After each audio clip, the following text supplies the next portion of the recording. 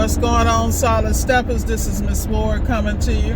Right now I'm on Highway 85 on the where the Panhandle is in Florida. Actually headed to a place called Shalimar to take care of one of my clients this morning.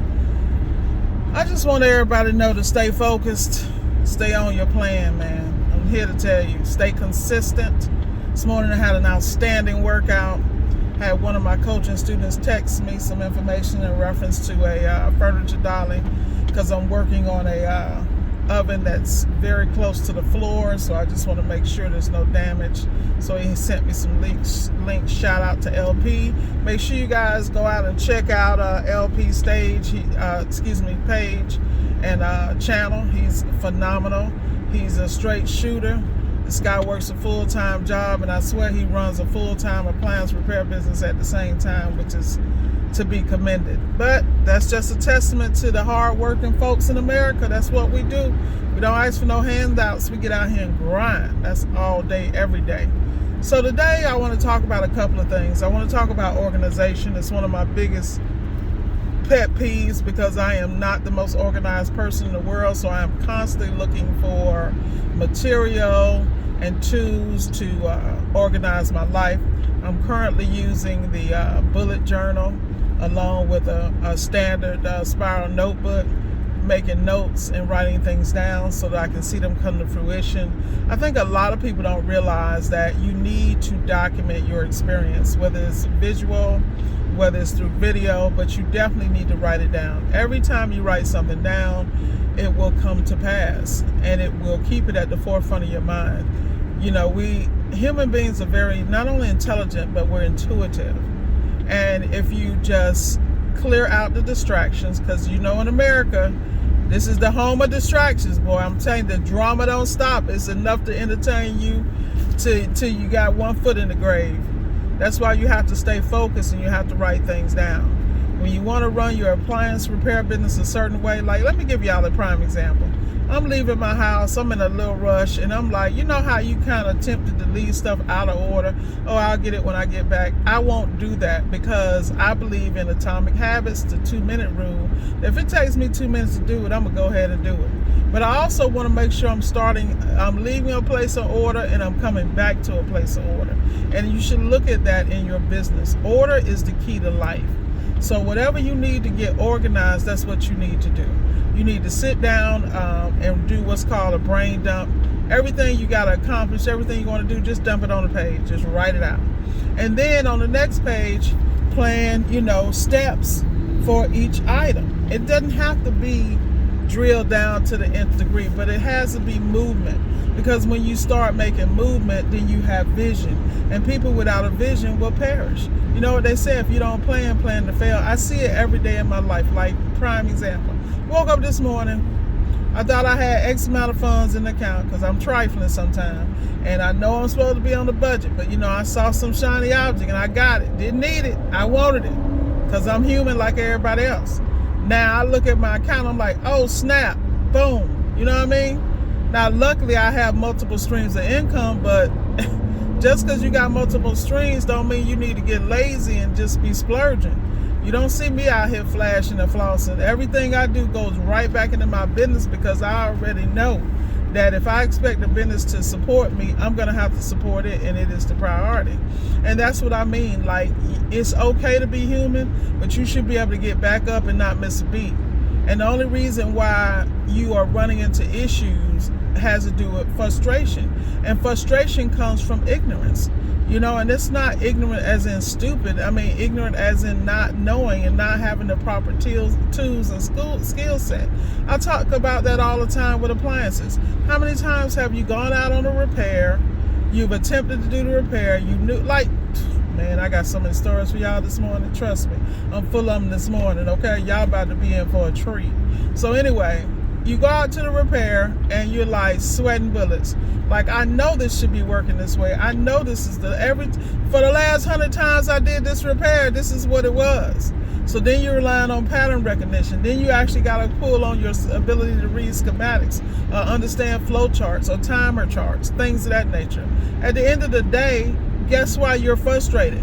Because instead of doing the 10-step tango, Shout out to Scott Brown, Master Samurai, Appliantology.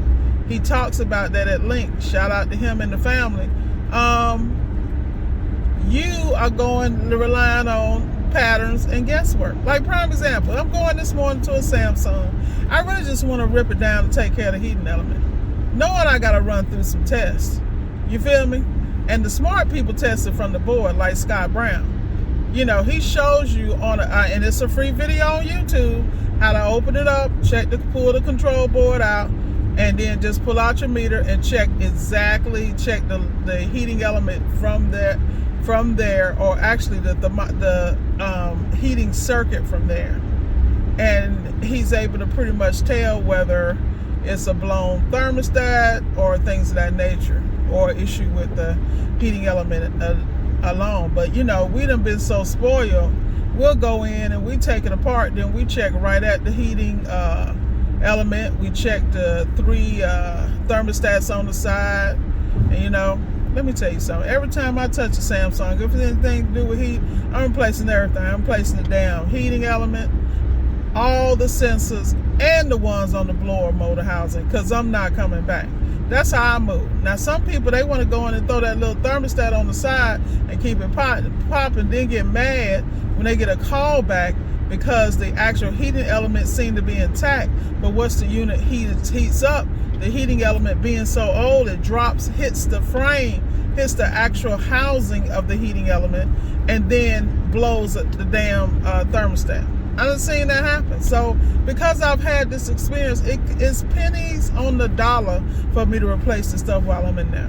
Because that's where you take care of the customer, you don't come back. Some people don't agree with it, they feel like it's overkill. Well, I deal with a certain kind of clientele. If they calling me back, I need to be getting paid. They don't need to be calling me back for the okie doke, because I had an opportunity to take care of it while I was there.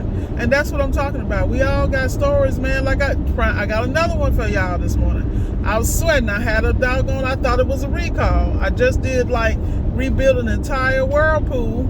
Went in, took care of last week over in Navarre, took care of the washer pump assembly with the sump, took care of the turbidity sensor, the drain pump, and the control board, because I'm not coming back. You feel me? This was a unit that was this was a unit that's 1.6 million on the beach, and the deal was it was an Airbnb, a luxury Airbnb, and a customer just purchased it. And when she purchased it, she wasn't aware. Y'all give me 1 second because I'm trying to make this transition real quick. She wasn't aware that it was I don't think she really knew the extent of the Airbnb, like they rented the heck out of it. So she had some concerns. So we basically went in there and took care of those concerns so she wouldn't have any future ones. So she had given me a call back that there was an issue. So I'm sweating bullets like, God dang it, I done gutted this thing, practically rebuilt it. What could it be? And guess what? You know how we be dreading them recalls like it's something we did, you and your brain? I talked to the dang lady, and I had to meditate on it and say, Shell, put positive energy out. Every call is not negative. You follow me? And what did she tell me? She said, Shell, one of the rollers came off on the upper basket, and she can't get it out to put the roller back on. Guess what? I was stressing for nothing, but you better believe that's still a service call fee. Believe it. I does nothing for free. Ain't nothing free in life. I learned that the hard way. When you run, particularly if you run a high-end business, you better charge, because this stuff ain't cheap. They expect you to show up on time, fresh, no drama, no issues with parts, no ability to be there on time. They ain't trying to have that. So believe me, there's a price to be paid for that. But anyway, as I stated, frustration comes from ignorance. You're frustrated with scheduling. You need to get on WORKIZ, a house call. I personally use WORKIZ, and I would use WORKIZ because very early on I saw them in bed with Zapier, QuickBooks, Zoom, Gusto, Skype. Like, they offer financing through Skype for your customers. It's crazy, man. They offer inventory control, all that, and I saw this early on. I saw how they were building it out and I saw all the companies they were in bed with, so I knew the pace they were growing, that I needed to be somewhere where I never had to worry about connectivity. I never had to worry about being able to pivot. You know, you can bill our customers. Shout out to Geo. Geo lives for WORKIZ Pay. He think that's the best thing in the world. But it's their relationship with Stripe, is their ability to provide those financial services for his customers and for him. So at the end of the day, y'all better make smart moves. That's why I keep trying to tell y'all, this is about relationships. Shout out to my boy knocking out that Thermador yesterday. Phil had a 3-panel Thermador to knock out yesterday with a touch panel. Handled it like a champ. But I'm telling you, at the end of the day, y'all better look at your circle, man, because your circle holds you back. If you're the ring leader, you need to get about that. You need to be able to find people who can bring value to your life, and you can bring value to theirs, because I'm telling you, favor is not fair. It is not fair. But remember, look at what's going on in your business, and wherever your pain points are, you need to create a solution. Look far and wide for that solution, and then if you can't find that solution, let me tell y'all something. You should have a round table. I'm gonna keep it real. You need to have a round table you can pick up the phone and call them when you have an issue. Now, there's certain people, they call me about certain things because they know I'm gonna shoot them straight, I'm gonna hurt their feelings, but I still love them. If they wrong, they wrong, but it's okay, because I've been wrong. The only reason I know you're wrong is because my ass is wrong on a daily basis. But at the end of the day,